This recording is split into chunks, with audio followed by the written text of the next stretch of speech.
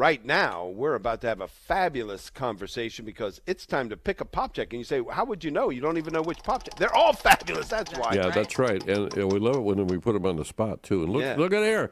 It's Jacob. It's Jacob Popcak. Good morning, Jacob. And I know this morning you're going to be talking about the 4 steps to being authentically assertive in a Christ-like way. Good morning, Jacob. Good morning. Yeah, it's wonderful to be here. I'm excited to talk with all of you. Looking forward to this conversation, Jacob, because we think we're almost, as followers of Christ, we think we're almost forbidden to be assertive. You know, we always have to take that lower seat and all that, but there is an authentic assertiveness that is right for the Christian to follow, right? Yeah, absolutely. So I think there just like you said, there tend to be kind of 2 camps that the Catholics I speak to and my practice fall into. One is what you just mentioned, right? This sort of passivity, right? This cultivated keeping my head down, which we confuse as being parallel to Christ's meekness, right? And, you know, insofar as this actually is a loving act or whatever, you know, great. But most of the time, that kind of passivity isn't really being used to support any particular virtue. It's just being used to kind of avoid conflict because I'm personally scared of conflict. I'm not going to pick on anybody for being scared of conflict. It's not like I wake up first thing in the morning looking forward to duking it out with somebody. But the reality is to avoid and be afraid of conflict with your spouse or with your kid or with your friend or your coworker, that isn't Christ-like, right? Christ tells us very explicitly to count on the Holy Spirit to provide the language that we will need to be able to encounter others, particularly others who are not living in the truth. And, you know, to kind of hide behind, you know, a false meekness to justify our own fear and passivity, that's not letting the Holy Spirit have room to work in us. The other camp, though, that I think it's important to identify is people who fall on the entirely other end of the spectrum, right? These folks, you know, sort of say things however it comes naturally to them. They sort of blurt things out. They can be very unkind. They can be very offensive. And if you dare to call these people on it, they say, well, I'm just speaking the truth, and I'm allowed to speak the truth. Right. And what I want to call out is just in the same way that first group are not being authentically meek, they're just being passive. I would say that the second group, respectfully, you know, they're really committing the sin of pride. Right. There's no humility in that statement. Right. You know, the virtue of humility dictates that even if I feel like I'm following the truth, in this case of our Catholic faith, I need to leave the door open to the possibility that as an imperfect fallen creature, I've misunderstood some aspect of it, or there is some aspect of it I could convey better. So, you know, to be able to leave that door open for, hey, this is what I think is the truth, but I could be wrong about A, B, and C is important. You know, nevertheless, you know, beyond that, to think that being right or having the truth would absolve me of Christ's command to love one another, right? The first and most important commandment, you know, to think that that would absolve me from being kind to other people.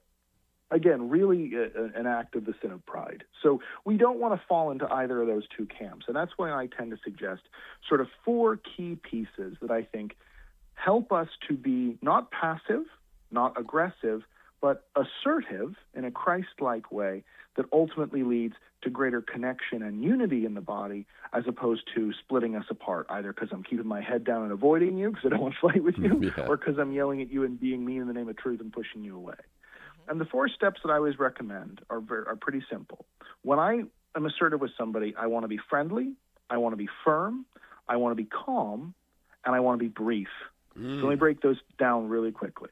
Right? If I'm friendly, that speaks for itself, right? I'm being kind. I want to come off as though I'm saying what I'm saying to be supportive to you, right? Even if I'm calling you out, I'm saying, hey, what you said wasn't kind before, and I'm calling you out for a lack of kindness. I still want to present that in a way that seems actively supportive. Hey, honey, I know you want to be a good person, and you really didn't come off kind before, and I know that's not the kind of person you want to be, right? That's a very kind and supportive way of calling this thing out.